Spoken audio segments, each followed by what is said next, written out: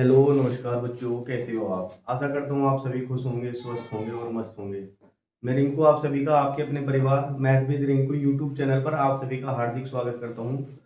तो बच्चों, आज हम कक्षा 11 मैथ की क्लास लेकर आए हैं और इसमें एक नया टॉपिक स्टार्ट कर रहे हैं। आज टॉपिक का नाम है सांख्यिकी और एक्सरसाइज नंबर 13.1 एक्सरसाइज स्टार्ट करेंगे। 13.1 तो 13.1 का जो है हमने सवाल नंबर पहला लिखा है। देखो यहाँ से स्टार्ट करते हैं। पहला क्वेश्चन कि दिए गए आंकड़ों के लिए माध्य के सापेक्ष माध्य विचलन ज्ञात कीजिए।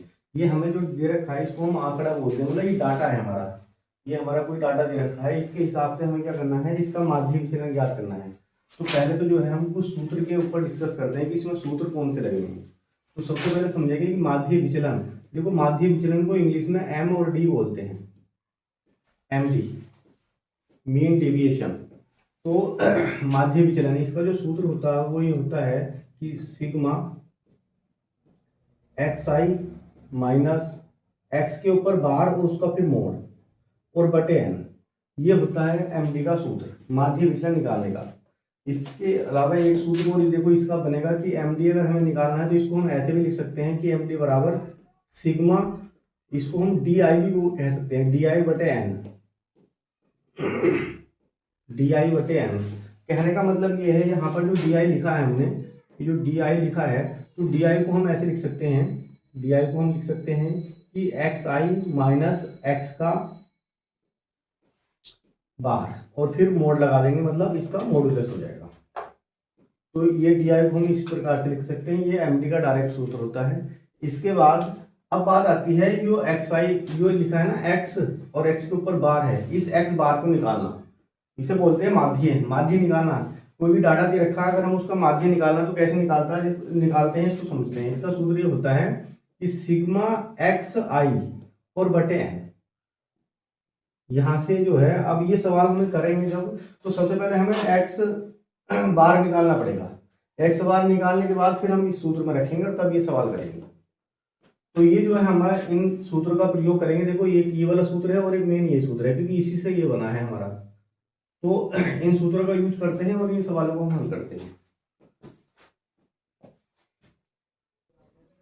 देखो, सवाल को स्टार्ट करते हैं। देखो, हमारे सूत्र हो गए। अब जैसे हमें ये सारणी, हमें डाटा दे रखा है, तो हमें जो इस टाइप से डाटा लिखा है तो हमें एक सारणी बनानी पड़ेगी।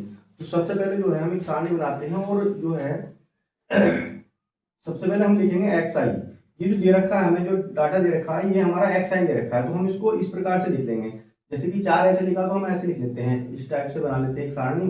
जैसे कि 4 हमने यहाँ पर लिख लिया, तो यहाँ पर हमने 4 लिख लिया, फिर उसके बाद 7, फिर 8, फिर उसके बाद 9, 10, 10 के बाद है 12, 12 के बाद है 13 और फिर है 17। तो हमने जो है सारणी इस प्रकार से बना ली है। अब इसके बाद देखो क्या करेंगे हम, इसके बाद हम डी आई निकालते हैं, डी आई। और डी आई का देखो हमने एक सूत्र बताया है, डी आई कैसे निकालते हैं। देखो ये लिखा ना डी आई, तो डी आई निकालने का सूत्र क्या होता है, डी आई कैसे निकालते हैं, एक्स आई माइनस मोड, एक्स आई माइनस एक्स का बार और फिर इसका मोड निकाल देंगे हाथ बार। तो ये वैल्यू जो है हमें यहाँ लिखनी है। अब उससे पहले जो है हमें क्या करना है, बराबर यही करते रहेंगे। देखो, उससे पहले जो है हमें ये एक्स बार निकालना है। इस एक्स बार को समझते हैं, एक्स बार कैसे निकालेंगे। तो पहले हम एक्स बार निकालें सबसे पहले।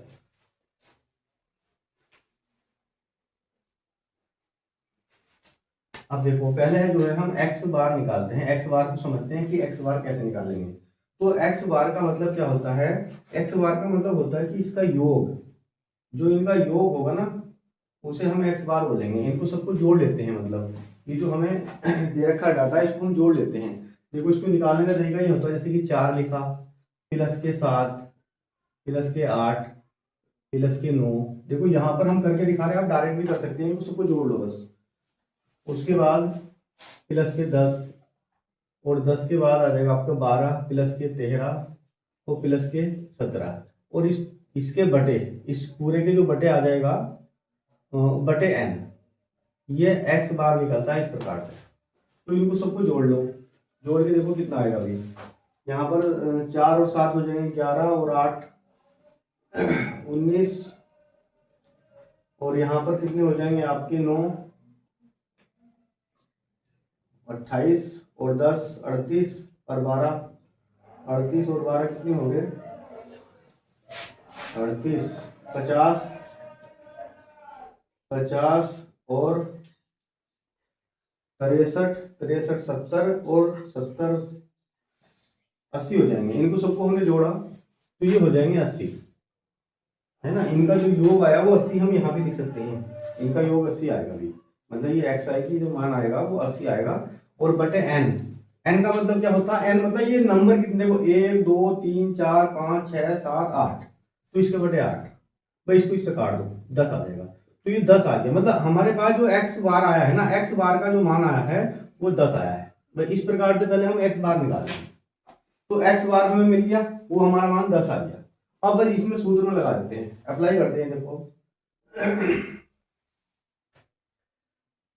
देखो भाई, तो हम लिख रहे हैं डी आई, तो हम डायरेक्ट लिखेंगे बस एक्स आई। एक्स आई का मतलब हो गया 4, तो 4 में से हमने क्या करा है माइनस के 10 घटाना है, क्योंकि एक्स बार का जो मान है वो 10 है, ये 10 निकाल दिया हमने, तो बस 10 घटाते हो उसमें से। और मोड लगाना है, ध्यान रखना भाई ये मोड हमें लगाना है। अब इस मोड का मतलब समझना है, मोड का क्या मतलब होता है। मोड का मतलब ये होता है, देखो जब इसमें से हम घटाएंगे, जैसे ये लिखा है 4 माइनस के 10 लिखा है और यहाँ मोड लगा हुआ है, 4 में से अगर हम 10 घटाते हैं तो हमारे पास बचता है माइनस का 6, और मोड ऐसे। बस मोड का काम इतना है कि मोड का काम ये रहेगा कि जो माइनस की संख्या वो प्लस कर देगा उसको, तो मोड फिर खत्म हो जाएगा। मतलब ये मोड हम अगर हम हटा देंगे तो 6 आ जाएगा प्लस का। मोड का यही काम रहेगा, माइनस की संख्या को प्लस कर देगा, तो यहाँ पर जो वैल्यू बचेगी हमारे पास मिलेगी वो 6 बचेगी प्लस की, क्योंकि मोड खत्म हो गया हमारा। इसी प्रकार से मोड का काम यही रहता कि माइनस की संख्या को प्लस करता हो, प्लस की संख्या को माइनस नहीं करता, ये भी ध्यान रखना है। इसी प्रकार से देखो यहाँ पर 7 लिखा, तो 7 माइनस के 10 मोड लगा हुआ है, तो यहाँ पर आ जाएगा 3। फिर 8 माइनस के 10 और मोड लगा हुआ है, तो कितना आ जाएगा यहाँ पर 2। फिर 9 माइनस के 10, तो ये आ जाएगा हमारे पास 1, यहाँ पर मोड लगा हुआ है देखो भी। फिर 10 माइनस के 10, तो 10 माइनस के 10 तो ये 0 हो जाएगा। उसके बाद 12, तो 12 माइनस के 10 बराबर 2। 13 माइनस के 10 बराबर 3, और 17 माइनस के 10, तो यहाँ पर बचेगा 7। तो ये हमने क्या निकाल दिया, ये हमारी जो बात वैल्यू आई है ये हमारे पास डी आई की वैल्यू आ जाएगी, ठीक है। बस ये डायरेक्ट हमने लिख दिया, इसका मान निकाल दिया यहाँ पर। इनको जो है अब सूत्र में रख देते हैं।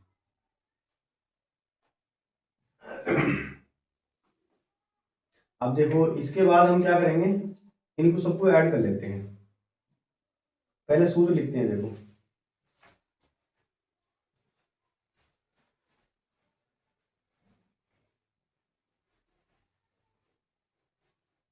देखो अब हमें निकालना क्या है, माध्य विचलन।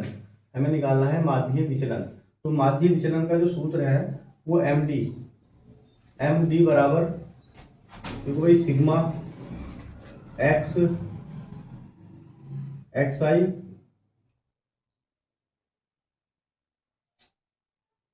या एक काम कर लो डी आई लिख लो, डी आई बटे एन लिख लो, बस ये है हमारा सूत्र।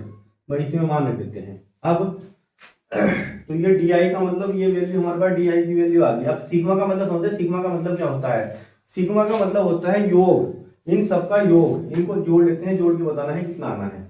इनको सबको जोड़ लो, यहाँ पर हम लिख लेंगे कि सिग्मा डी आई बराबर कितना आएगा। इनको सबको जोड़ लो, या इस टाइप से लिख देते हैं, देखो पूरा सिग्मा डी आई बराबर हो जाएगा सिग्मा एक्स आई माइनस एक्स का मोड, इस टाइप से। इनको सबको जोड़ के बताना है कि कितना आना है।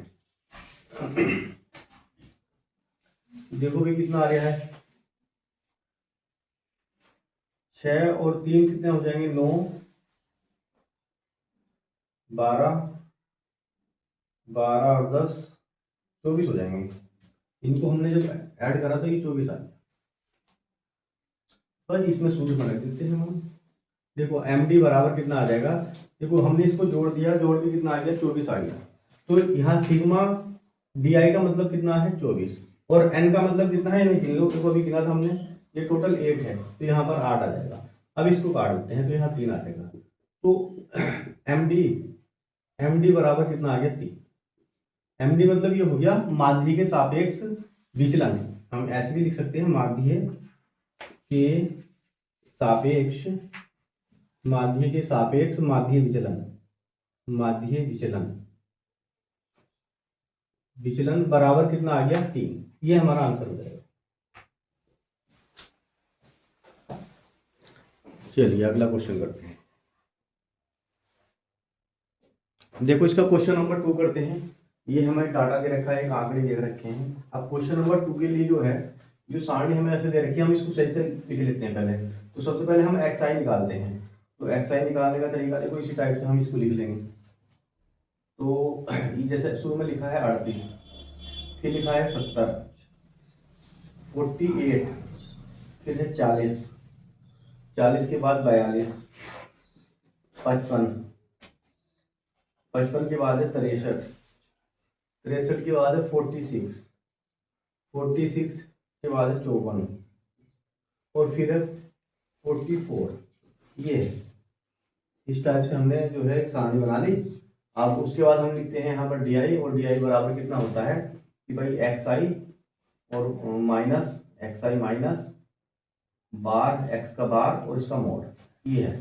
तो बस इसका हमें मान निकालना है बराबर।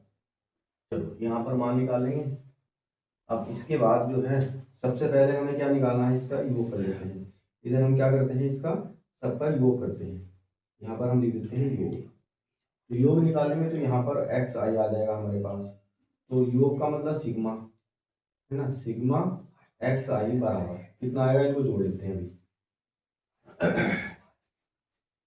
क्योंकि सबसे पहले हमें क्या करना पड़ेगा, देखो सबसे पहले इस सवाल को हल करने के लिए हमें सिग्मा की जरूरत पड़ेगी। तो ये एक्स, देखो भाई हमें सबसे पहले एक्स का बार निकालना है, और एक्स का बार निकालने के लिए इसका सूत्र हमने क्या बताया है सबसे पहले, कि आप निकालेंगे एक्स आई सिग्मा एक्स आई बटे एन। ये हमें सूत्र में ध्यान रखना है। तो सबसे पहले हम क्या करते हैं, सबको जोड़ लेते हैं, कितना आएगा। तो इनको जोड़ते हैं पहले, 8 8 16 18 5 23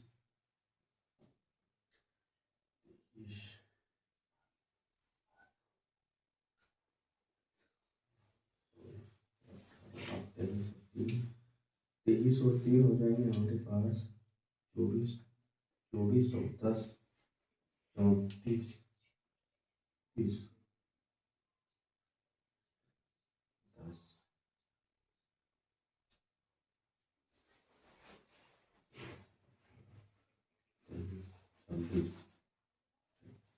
10 36 36 हो जाए 36, 40 का 0 वहाँ चले गए 4। अब इनको जोड़ लेते हैं 10 14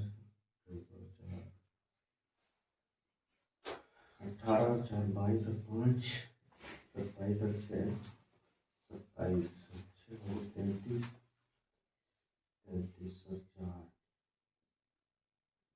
37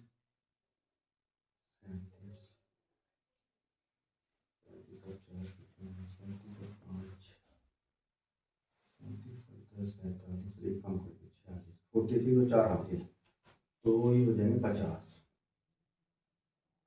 500 हो जाएगा भैया। तो यहाँ पर लिखेंगे हम, ये आ गया हमारे पास 500। अब इनको गिन लो, 1 2 3 4 5 6 7 8 9 10। तो ये एन का मान है 10, 0 से 0 काट दो, बचा कितना 50। तो ये सिग्मा सॉरी एक्स बार का जो मान है वो 50 आ गया। तो ये 50 हमने निकाल लिया, 50 आ गया। अब इसके बाद इसमें हम रखते हैं देखो ये मान।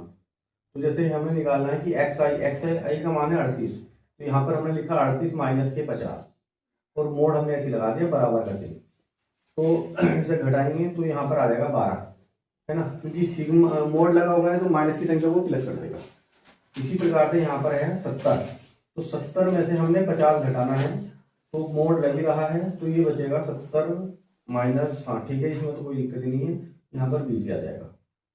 अब यहाँ पर है 48, 48 माइनस के 50, 48 माइनस के 50, तो यहाँ पर कितना आ जाएगा आपका 2 बचेगा। अच्छा यहाँ पर है 40, 40 माइनस के 50, तो ये बचेगा 10। अच्छा इसके बाद 42 है, 42 माइनस के 50, तो 42 में से घटाएंगे तो यहाँ पर 8 बचेंगे। 55, तो 55 माइनस के 50, 55 में से 50 घटाएंगे तो यहाँ 5 आ जाएगा। और 63, 63 माइनस के 50, तो ये आ जाएंगे हमारे पास 13, 13, 13 आ जाएगा, यहाँ पर आ जाएगा 13। फिर 46, 46 माइनस के 50, तो यहाँ पर आ जाएंगे वैल्यू 4। फिर है 54 माइनस के 50, तो यहाँ पर ये 4 ही बचेगा। और 44 माइनस के 50 और मोड लग रहा है, तो यहाँ पर आ जाएगा 6। तो ये वैल्यू आ जाएगी। अब इन सबको जो है हम ऐड कर लेते हैं। देखो जब हम इसको ऐड करते हैं तो यहाँ से जो वैल्यू हमें प्राप्त होगी, हम क्या लिख सकते हैं, सिग्मा डी आई लिख सकते हैं बराबर, सिग्मा डी आई बराबर, तो डायरेक्टली लिखते हैं यहाँ पर सिग्मा डी आई बराबर, इनको अब इनको ऐड कर लेते हैं। जब इनको जोड़ते हैं तो कितना आता है, देखो भाई 2 2 4 और ये हो जाएंगे 8 12, 12 और 8 20 30 24 8 10 34, 5 लगे 3।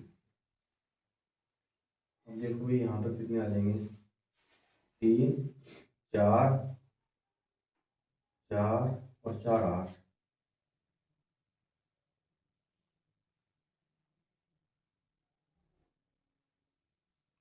ये 84 आ गया। अब हमें क्या निकालना है, माध्य विचलन, माध्य के सापेक्ष, माध्य के सापेक्ष माध्य विचलन, माध्य के सापेक्ष माध्य विचलन उसे बोलते हैं एमडी। और एमडी बराबर सूत्र क्या होता है, सिग्मा डी आई बटे एन, और सिग्मा डी आई का मान कितना है 84, यहाँ लिखेंगे 84 और एन का मान कितना है 10, इनको गिन लेते हैं, ये 10 आएंगे वैल्यू तो 10 लिख दिया। जब इसे काटते हैं तो ये आ जाएगा 8.4, तो जो एम डी बराबर आ गया हमारे पास वो कितना आ गया 8.4, ये इस सवाल का आंसर है।